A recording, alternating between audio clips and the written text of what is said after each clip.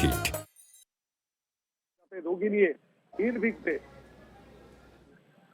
Dhaka medical college হাসপাতালে ambulance পৌঁছাতে পারে। আমরা দেখছি যে এরই মধ্যে কবর জিয়ারত লাইফবয় লিমিটেড এডিশন প্যাক কিনে জিতে নিতে পারেন ফিফা ওয়ার্ল্ড কাপ 2026 এর টিকিট। লাইফবয় শেষ। এখন জাতীয় কবি কাজী নজরুল ইসলামের কবর জিয়ারত করবেন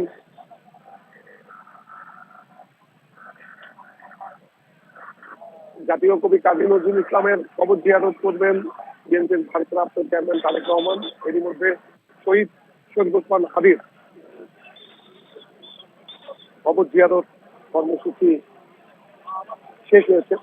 বিএনপির পক্ষ থেকে নেতা কর্মীদেরকে গতকাল থেকে নিরুৎসাহিত করা হচ্ছিল যাতে মানুষের ভোগান্তি না হয়, না আসার জন্য।